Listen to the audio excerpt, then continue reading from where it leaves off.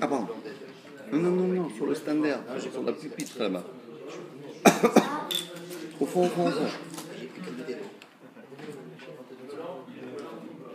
Allez les amis. Oh. Ah, t'es gentil, hein. Bravo.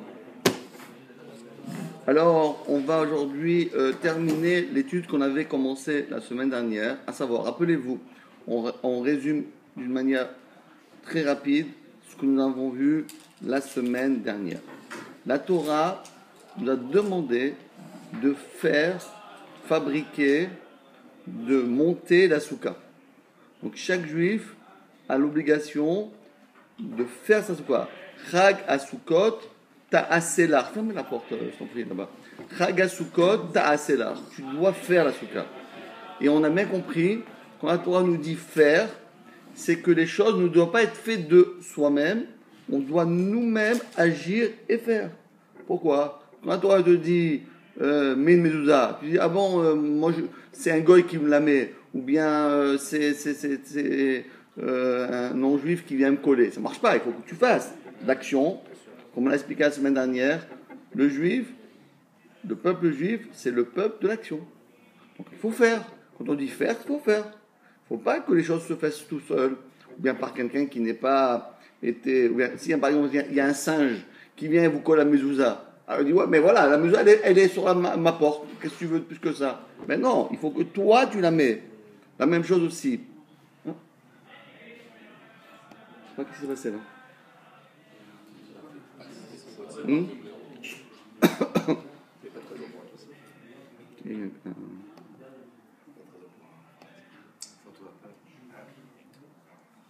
Voilà, c'est ça. Mais comment ça se fait que ça jamais se fait ça?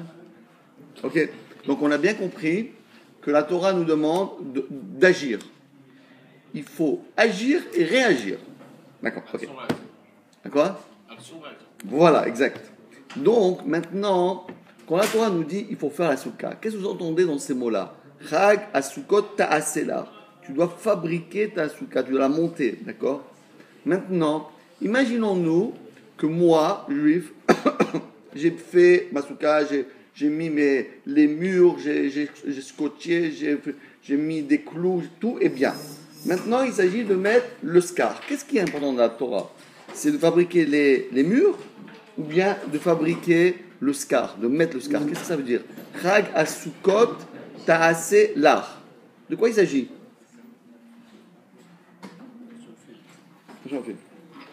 Chag asukot ta'ase lar. De quoi il s'agit dans la Torah?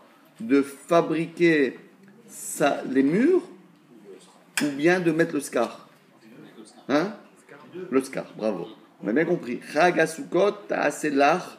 D'où est-ce qu'on sait? Soukot, ça vient de quel mot? C'est pas les murs. Scar, bravo. Donc la Torah dit, quand tu mets le scar, tu dois toi-même le mettre. Il ne faut pas que le scar soit mis tout seul. Maintenant, ça c'est pas chaud, c'est clair, net et précis. Il n'y a pas d'équivoque. Maintenant, nous avons ici un cas de figure très spécial. Écoutez bien. Moi, j'ai mis le scar sur ma soukha. Mais voilà, malheureusement, j'ai pris du scar avec du lierre. C'était quoi? C'est comme on a vu la semaine dernière. Donc c'est une plante qui est grimpante. Et j'ai pris bien une vigne. Et j'ai pris cette vigne-là et je l'ai mis au-dessus de mon scar. C'est pas soul. On est d'accord. Pourquoi? Parce qu'il faut avoir quelque chose qui soit détaché du sol. Ok, donc c'est pas soul.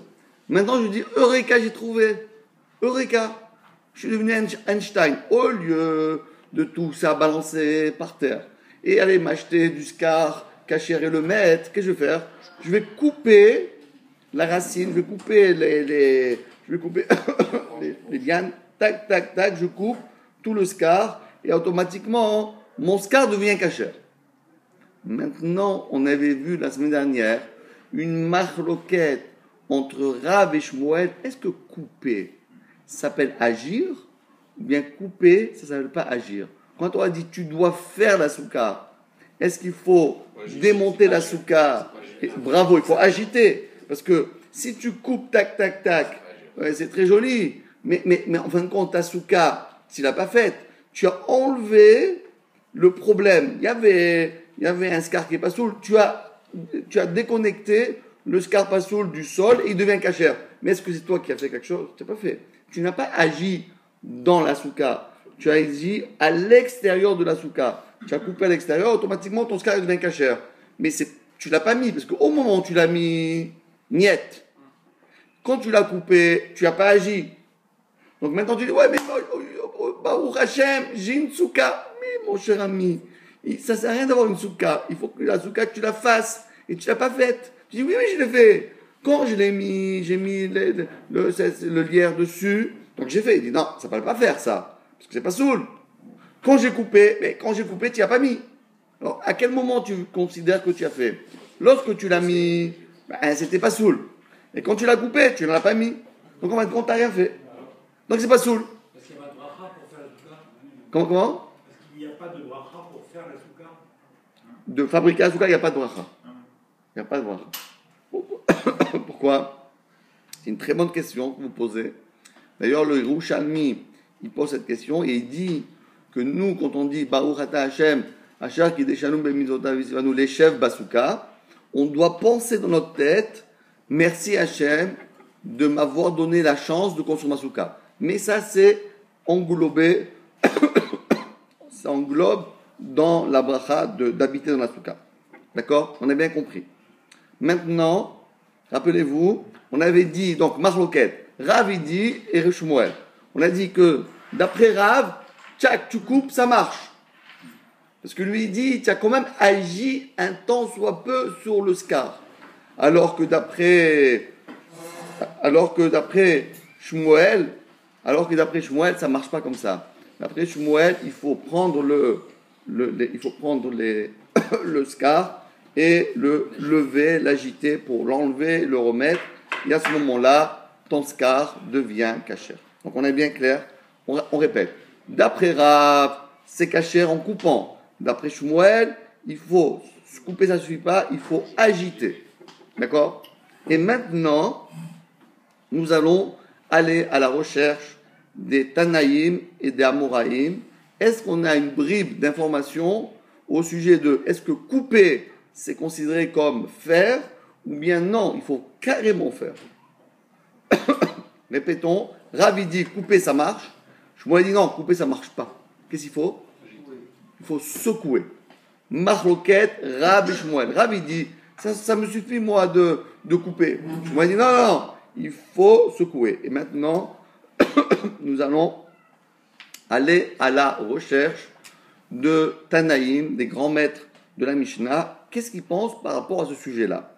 Mais en parenthèse encore, pour bien terminer notre révision de la semaine dernière, on avait vu la semaine dernière qu'on avait fait un parallèle, rappelez-vous, la souka et les titiot. Parce que dans les titiot, la Torah dit, Va'asu lahem titit al kanfi birdehem. Va'asu lahem. Tu dois faire pour vous, vous devez vous faire les titites al kanfi birdehem dans les quatre coins de vos vêtements. Donc il y a aussi une mitzvah de faire, fabriquer, de monter les titiotes sur ton talit. Tu ne peux pas avoir un talit qui est fait stam comme ça. Il faut que toi tu le fasses. Et rappelez-vous ce qu'on a vu la semaine dernière. Rappelez-vous le gars là, hyper génial. S'il a fait, au lieu de prendre 4 fils, il a pris le même fil, il a doublé, il a fait tous les nœuds, et quand tous les nœuds sont finis, tac, tac, tac, il a coupé les fils en bas. 1, 2, 3, 4, 5, 6, 7, 8, bravo, Mazel Tov. Attends, quand tu l'as mis, c'était caché ou c'était pas soul? Pas soul. Quand tu as coupé, tu n'as pas mis. Donc d'après Shmuel, niet. Alors que d'après Rav, couper, c'est faire. Et c'est caché. Donc la même marloquette qu'on a dans la souka, on a la même marloquette dans la mitzvah de tzitzit. Maintenant, il suffit de trouver une Mishnah, une Braïta qui parle soit de tzitzit, soit de souka, pour démonter la thèse soit de Rav, soit de Shmuel. D'accord? Si on trouve, donc on va déjà préconiser ce que la Gemara recherche. Si on trouve une Mishnah qui dit, si tu mets tes tzitzit et tu coupes le bas, c'est cachère, ça va comme qui? Comme Rav. Et si on trouve une Mishnah qui dit que si tu as fait tes nœuds et que tu as coupé, c'est pas soul, ça va comme qui? Comme Shmuel.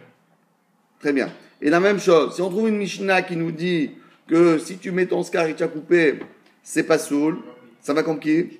Comme Shmuel. Et si on trouve une Mishnah qui nous dit que si tu coupes, ça marche, c'est comme Rav. Donc maintenant, il suffit, mais pas besoin de trouver les deux. Dès que tu en trouves une, automatiquement, ça va influencer sur la deuxième halakha, parce que les deux halakhot, ils sont intimement liés l'un avec l'autre, parce que c'est le même sujet. Et maintenant, vas-y. Maintenant, dit la Gemara, métivé. C'est quoi métivé? On pose une question, on dit métivé, c'est seulement lorsqu'on apporte, évidemment, des paroles des Tanaïm. Métivé, il est écrit dans une braïta, et nous allons voir que c'est une question sur Rav. Regardez ce que c'est écrit. Tala'an tolé. C'est quoi tolé? Tolé, ça fait un tolé. Hein. Ça fait un tolé. Pourquoi? Parce qu'il a suspendu quelqu'un. Ça fait un tolé. Bon, je ne vais pas faire un truc macabre, mais. D'accord? Donc, Tala'an, s'il a suspendu, vélo. Donc, il les a suspendus, il les a noués. Il a fait tous les nœuds. Vélo passa craché à Choutim Shelaem. Et il n'a pas, d'accord, alors qu'il n'était qu'un seul fil, sans avoir coupé leur extrémité, ils ne sont pas saouls. Donc c'est pas saoul, tu as des raves, donc on voit que c'est pas saoul, ça ne marche pas, mais d'après rave ça marche et on coupe. Si on coupe ça marche, pourquoi tu dis que c'est pas saoul? Amar lecha, Amar lecha, Rav, non. Maï psoulim, qu'est-ce que ça veut dire que c'est pas soul? C'est pas soul quand c'est comme ça. Mais quand tu coupes, tac, tac, tac, tac, ça devient cachère. Donc lui, il s'en sort. Il dit, c'est pas une preuve. C'est vrai que dans la Braïta, il y a écrit que si tu as fait ce système-là de mettre des nœuds et après couper, ça marche pas. Oui, pourquoi ça marche pas? Parce que tu n'as pas coupé. Mais si tu couperais, tu vas couper plus tard, ça marche. Donc c'est pas vraiment une preuve. Voilà ce qu'on est arrivé la semaine dernière. Donc c'est clair. Donc on a évacué cette preuve. Maintenant, la Gemara dit l'halakha. Voyons l'halakha, comment on va trancher cette marloquette entre Rav et Shmuel. Shmuel amar soulim leolam. Shmuel dit si a coupé les nœuds en bas, c'est pas soul. Vechen amar Levi soulim leolam. Deuxième, c'est Lévi. Vechen amar Rav Matna amar Shmuel soulim leolam. Donc maintenant, c'est plus un contre un, c'est 3 contre 1. Parce qu'au départ, on avait Rav et Shmuel. Maintenant, on a Shmuel, Lévi et Rav Matna. 3 contre 1. Évidemment, vous savez très bien que lorsque il y en a 3 contre 1, la Torah elle a toujours fixé la halakha d'après le Rov. Bien que Rav était un grand tzaddik, un grand Rav, mais Shmuel aussi. Donc s'il y a Shmuel, il a trouvé des alliés. Il a trouvé Lévi. Lévi, c'est son prénom. Lévi et le Rav Matna. Dans ce cas-là, c'est pas sous l'éolam. Alors si c'est pas sous l'éolam, dit Tosfot, donc automatiquement, si là la race est comme ça, qu'est-ce qu'on doit faire pour la souka? Bravo. Automatiquement, si c'est pas sous de couper, donc on est obligé de soulever. Bravo. Donc c'est ça, comme ça que la halakha a tranché sans aucune. Il n'y a plus de place pour Rav et la halakha a été tranchée comme Shmuel. Ika de Amre. Maintenant, écoutez bien, encore une petite touche que la Gemara nous dit, c'est une version. Parce que je vais vous expliquer, ça veut dire une deuxième version. Parce que, évidemment, il y avait des grandes discussions dans le Beth Midrash, et il y a plusieurs versions. Une fois, comme vous faites Ravuta, une fois tu dis comme ça, et après quand tu reprends la Gemara, tu dis une deuxième version. Un peu comme ça, il y avait une deuxième version. Ika d'Amre, certains disent que voilà, ça s'est passé comme ça. Amar Rav Matna, que Rav Matna a dit, il a dit comme ça. Bedidi ave Ouvda. Moi-même, je me suis. Il m'est arrivé, comme vous voyez ici, le fameux. Voilà, on a trouvé ici le dessin. Vous voyez le dessin? Le dessin, il est là. Donc, qu'est-ce qu'il a fait? Il a pris un fil. Il a doublé en 4. Il a fait entrer le fil dans le trou, comme vous voyez, dans le truc bête. Et après, il a fait des nœuds, comme vous voyez sur le guimel. Et après avoir fait, tac, tac, parce que regardez dans le guimel, vous voyez ici, dans le guimel, il y a, ici c'est attaché. Et là, qu'est-ce qu'il a fait? Tac, tac, tac, tac. Il y en a 1, 2, 3, 4, 5, 6, 7, 8. Et voilà. Donc lui, donc c'est le dit Rav Matna. Je reprends un peu avant. C'est la photo. Il y avait une fois Rav Matna. Qu'est-ce qu'il avait? Bedidi Aveouvda. Eh bien, moi-même, il m'est arrivé cette chose-là. À savoir, j'ai fait un talit comme ça. Et je suis allé demander à Shmuel, à taille les kamé des marches Shmuel. Et je suis allé chez Rav Shmuel. Et je lui dis, dis-moi, qu'est-ce que c'est cachère ou c'est pas cachère? J'ai coupé, tac, tac, c'est cachère, mon talit est cachère ou pas? Véa Marli, Shmuel, qu'est-ce qu'il pense? C'est marche de couper? Ça marche pas à couper. Amarli, Soulim, Leolam. Donc, ça veut dire, quelle différence entre la première explication et la deuxième? La première explication, on a dit, Shmuel, il a dit que c'est pas sous Leolam. Lévi, il a dit pas sous Leolam. Et Rav Matna, il a dit pas sous Leolam. Le Rav Matna, il dit c'est pas cela parce que Shmuel lui a dit. Donc, c'est pas, ça n'apporte rien, ça n'apporte pas une preuve supplémentaire, je trouve. Très bonne question. Très bonne question. Mais la différence, c'est que là, c'est Rav Matna sans que Shmuel l'ait dit. Alors que là, c'est comme la différence entre la première version, la deuxième version. La version dit que Rav Matna, c'est pas de lui-même qu'il a inventé ça, c'est sous l'influence de Shmuel qu'il a dit. Donc, mais malgré tout, ou bien on a 3 contre 1, ou bien 2 contre 1. D'après la première version, on a 3 contre 1. D'après la deuxième version, on a 2 contre 1. Mais quand même, la halakha, c'est comme ça. Pourquoi? Parce que ça suffit, 2 contre 1, ça suffit. Le Rov, quand il y a 2 rabbanim contre 1, c'est le halakha, c'est comme 2. C'est la halakha. Comment on fait quand on fait le Beddin? Il y a 3 dayanim. S'il y a 2 qui pensent qu'il doit de l'argent, et un qui pense qu'il ne doit pas d'argent, il doit payer. Et s'il y en a 2 qui disent qu'il ne doit pas d'argent, et un qui dit qu'il doit de l'argent, ben, il ne paye pas. Donc c'est ça la Torah dit. Achare, Rabim, Latot. Après le Rov, on doit accepter le challenge. Et si le Rov a dit que c'est Chayav, Chayav. Si le Rov il a dit que c'est pas soul, pas soul. Et si Rav il trouve une braïta où il va voir un qui va penser comme lui, il va être égalité. Bah oui, en ce cas-là c'est sûr, mais pour l'instant on n'a pas trouvé. Il n'a pas trouvé Rav. Ah non, bon, on va voir, la Gemara va essayer. C'est vrai que la Gemara va essayer. Encore une fois, la Gemara va essayer à tout prix, parce que n'oublions pas que Rav, il a une particularité par rapport à tous les autres rabbanim de la Gemara, c'est lui, c'est comme un Tana. Il a une force inouïe. Alors, il y a une force inouïe, le Tana. Alors, on va voir. Alors voilà, comme ça dit, c'est ça qu'on va faire. On va amener 2 braïtot maintenant. Et on va analyser pour voir, est-ce que comme ça va comme Rav ou comme ça va comme Shmuel. Allez, Métivé, encore une fois. On a posé la question. Vous savez, la Gemara, c'est tellement logique, c'est tellement rationnel, c'est presque une mélodie. À force, par exemple, il y a des gens qui peuvent, ils lisent la Gemara, ils n'ont pas de questions. C'est simple, c'est facile, ça coule. Tu vois. Après, ton esprit, il est tellement formaté par la Torah que c'est une chanson. Tu vois. Ça a l'air, ah oui, tac, tac, tac, tu joues. C'est comme vous jouez au tennis. Comment ça marche? Et hop, un revers à droite, un revers à gauche, etc. C'est la même chose. Ça devient après presque intuitif comme ça. C'est tout. Hein? Quoi? Non, mais il est aussi fort en Gemara.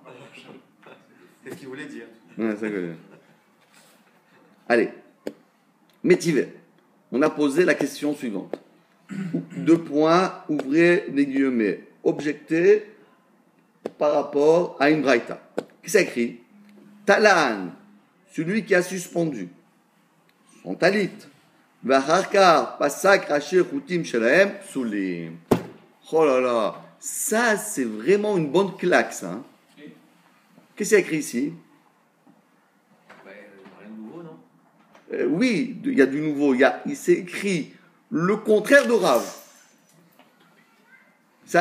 On a dit pour l'instant qu'on était 2 contre 1 ou 3 contre 1. Et maintenant on dit c'est échec et mat. Parce que Rav et Shmuel, ils ont le droit de discuter.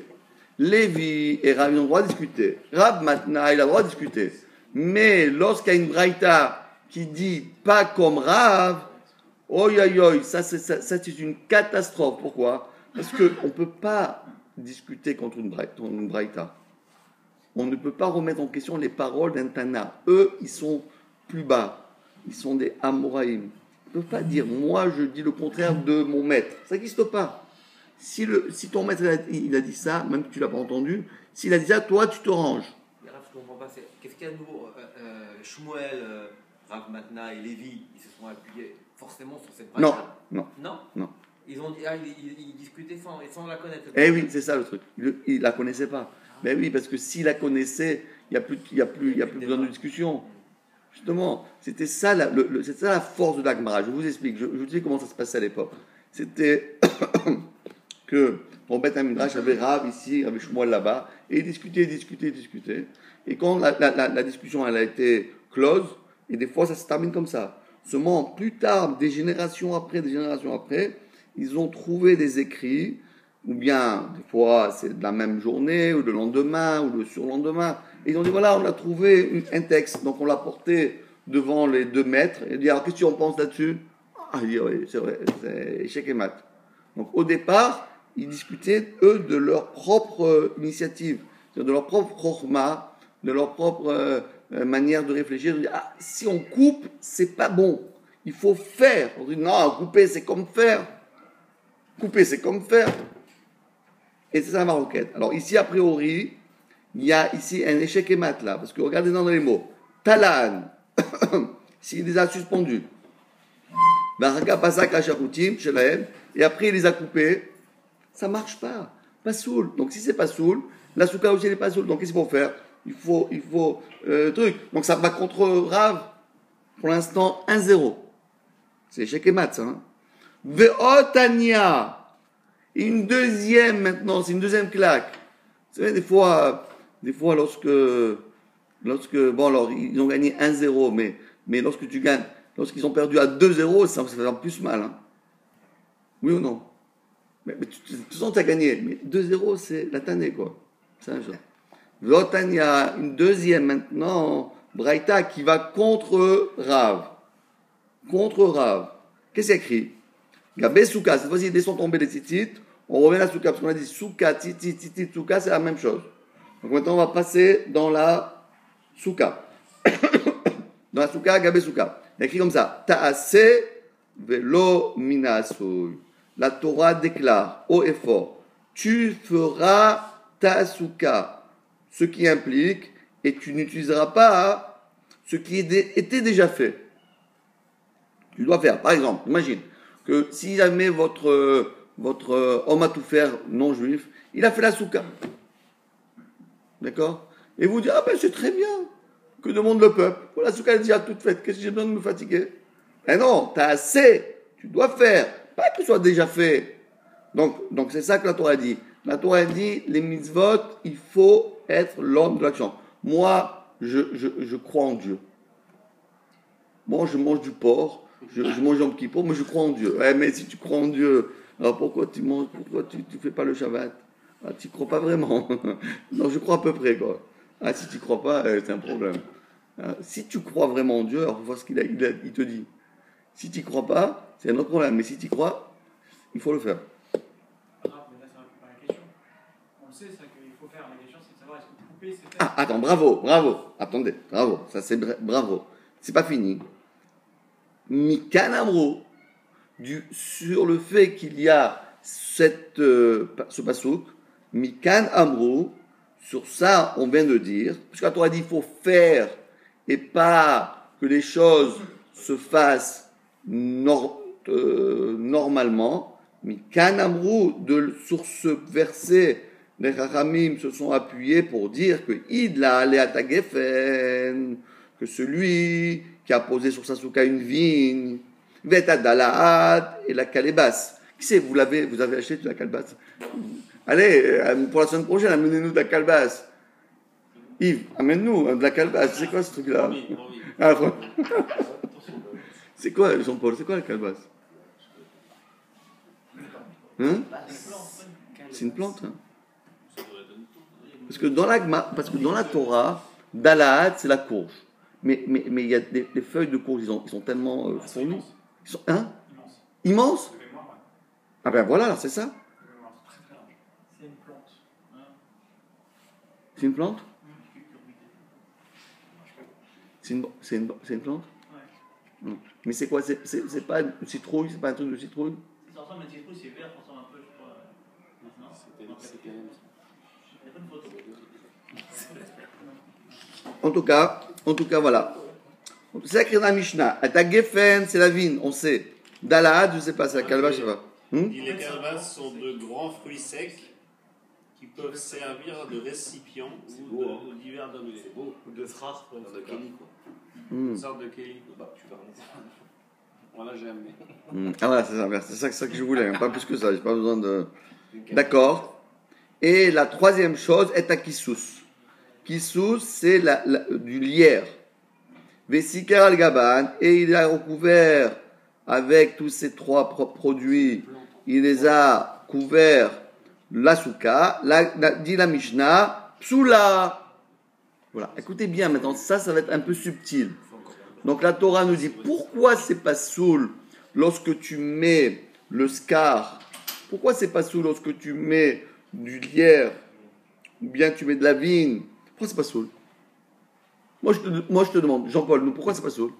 C'est encore que l'alarme. Hein? C'est encore que l'alarme. Ah bravo! Mais elle dit pas ça à la Mishnah. Attendez. Pourquoi c'est pas soul si je mets maintenant de la vigne sur mon scar? Pourquoi c'est pas soul? Dis-moi. Pourquoi c'est pas soul? À ton avis, si je mets du scar collé au sol sur mon scar. Pourquoi c'est pas soul? Pas d'action. Non, mieux que ça. Mieux. Bon, ça reste accroché. Bravo. On n'a pas besoin de prendre un tank pour tuer une mouche. Pour tuer une mouche, pas besoin d'un tank.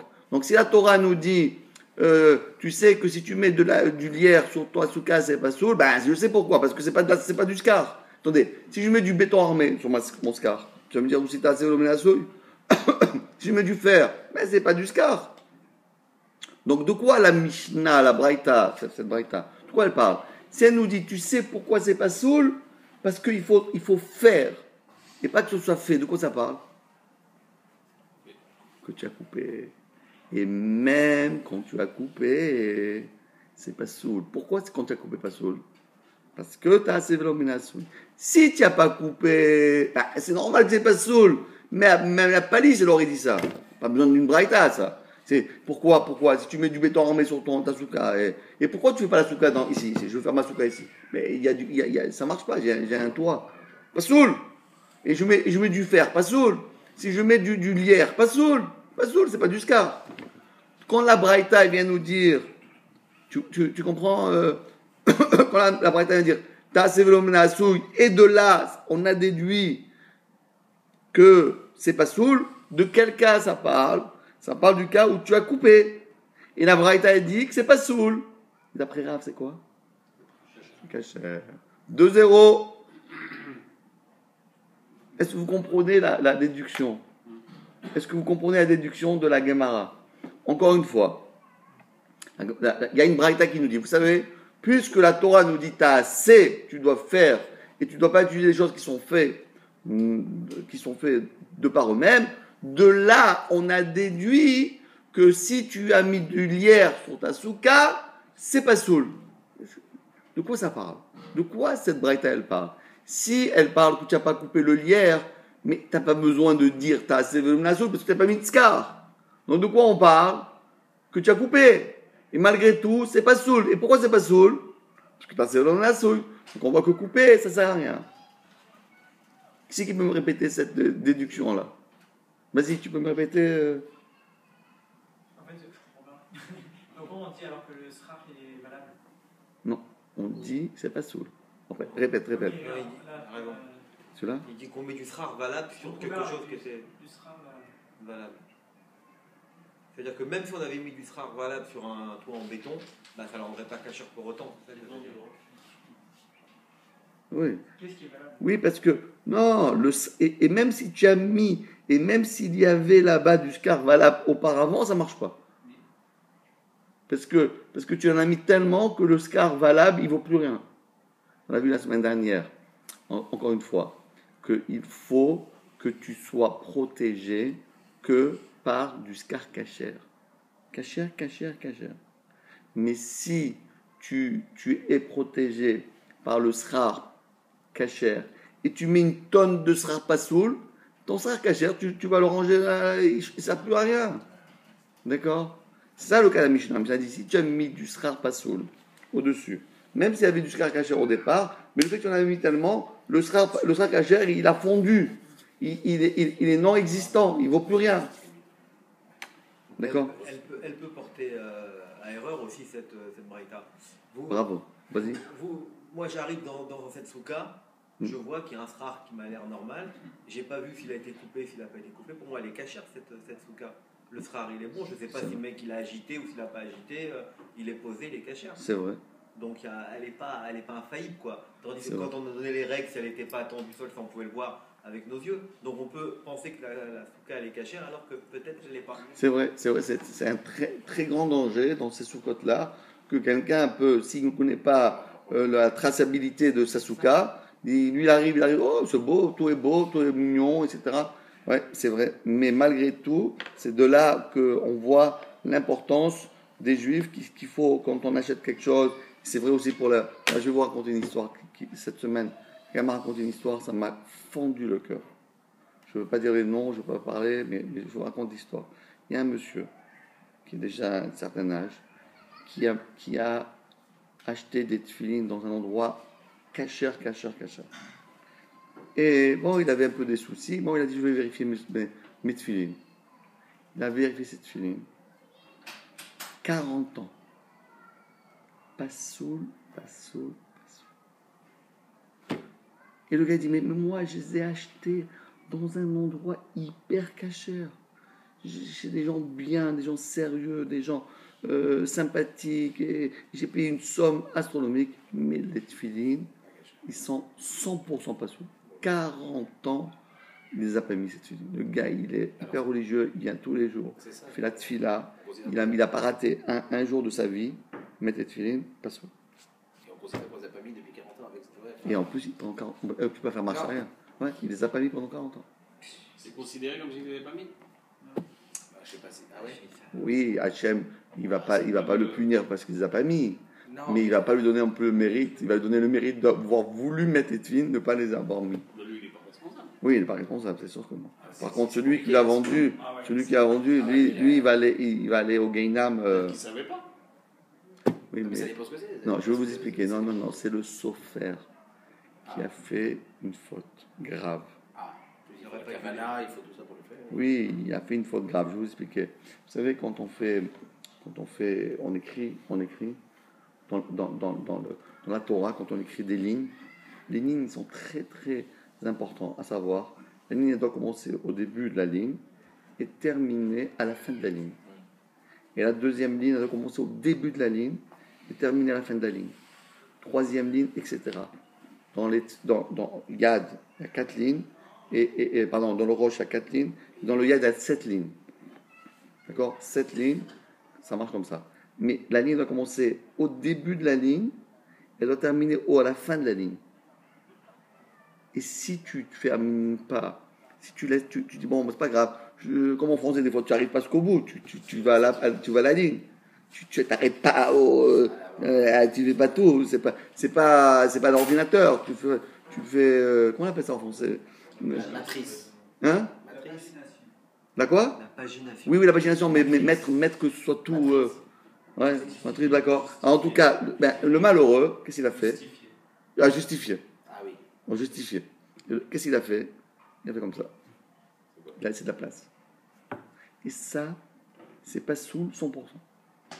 C'est caché l'écriture de number one, le truc number one, mais tu as laissé de la place. Il devrait y avoir une vérification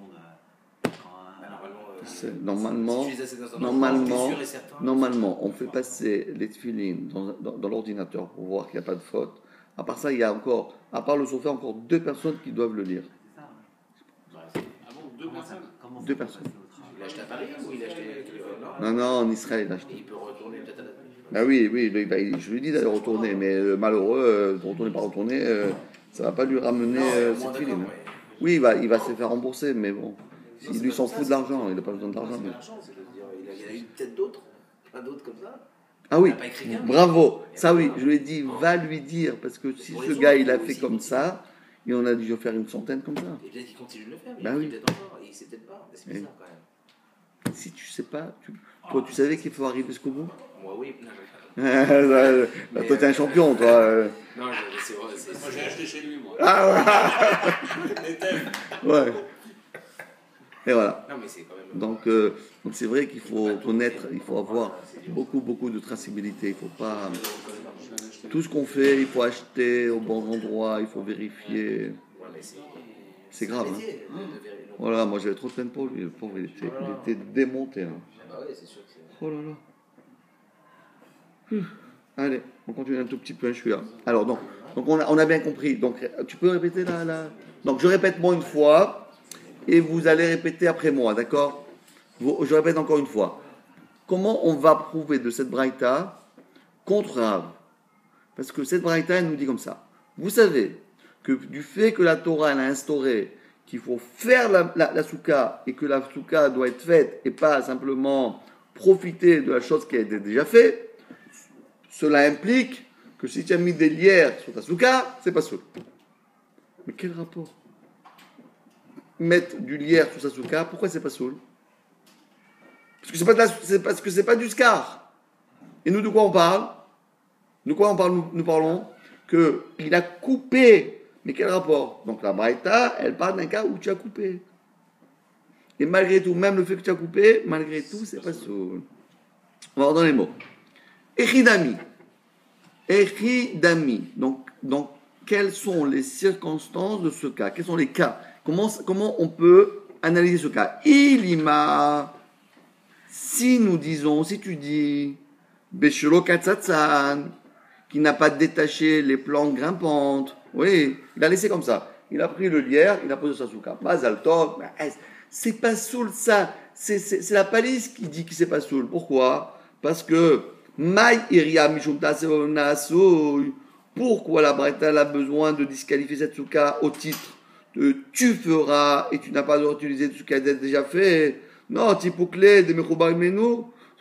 Ça, c'est pas juste parce on peut le déduire que la souka est pas soul du fait qu'ils sont attachés au sol.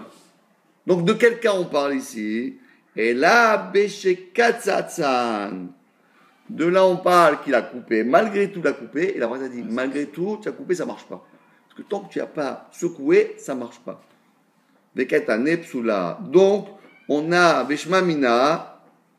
Et donc, Shmamina. De là, nous pouvons tirer la règle de lo ambrinan, tsitsatan, zeuasiatan.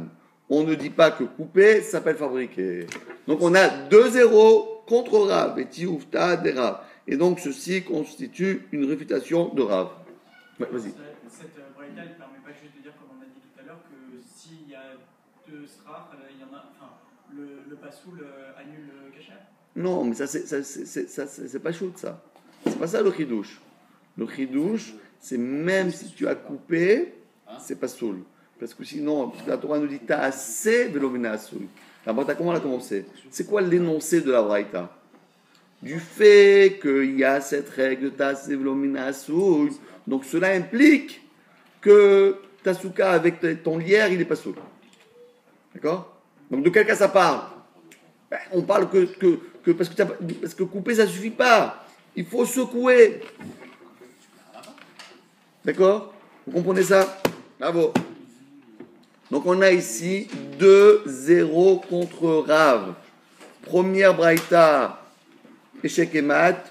Deuxième braïta, aussi échec et mat. Regardez comment il est génial, Rav. Comment il va répondre? Est-ce que tu peux répondre à cette question? Comment Rav il continue à... Ah, il continue, lui, il se démonte pas. Hein. Il persiste. Il persiste. Lui, il va trouver un système de dire, écoutez bien, il va trouver un système de dire que cette braïta, elle est vraie, et malgré tout, ce que je dis moi, c'est vrai. couper, c'est cachère. Oui, parce que quand tu coupes, forcément tu secoues, il va dire. Le fait de couper et que tu soulèves, tu ne peux pas couper style stand comme ça. Il y a forcément un acte de... C'est pas mal, c'est pas mal. C'est un peu cette idée-là, oui. Ravi veut dire que d'abord on coupe, après on rajoute du sera, et ça s'appelle... Ah oui, ça c'est sûr. Ah, si tu coupes et tu ajoutes du scar, c'est sûr que ça marche. Mais non, on parle ici que Rav il a dit couper et c'est tout. C'est caché. Rav il a dit si Satan, Zouasiatan, couper, c'est faire. Et cette braïta nous dit couper, c'est pas faire. Alors, couper, c'est faire, ou couper, c'est pas faire. Rav il a dit si Satan, Kotsetz, couper, je prends mon sécateur, tac, tac, tac, c'est comme ça que j'ai fait. Et la braïta a dit non, mon cher ami. Si tu coupes, ça marche pas. Alors regardez comment Rav il va nous trouver un truc mais génial, malade. Amar lecha Rav. Rav nous dira Acha b'may askinan. De quelqu'un nous parlons ici que il a arraché les plantes grimpantes de sorte que leur fabrication n'est pas perceptible. Ça veut dire moi, j'ai dit, je prends mon sécateur, tac, ça coupe, ça s'appelle faire. Mais ici, qu'est-ce qu'il a fait? Il les a coupés. Écoutez bien, j'explique ce que dit Tosfot. Qu'est-ce qu'il a fait? Il a coupé, mais il a laissé un chouïa attaché. Il y a encore un petit peu. C'est vrai que maintenant, il va mourir parce qu'il a coupé tout l'épaisseur de la branche, de la tige, il a coupé. Et on va imaginer que la tige, elle a une circonférence un diamètre de 10. Il a coupé 9, mais il lui reste 1 mm. Donc la tige, elle va mourir, et elle ne pourra plus être alimentée par l'arbre. Mais, si Satan, l'ozu asiatan, t'as pas tout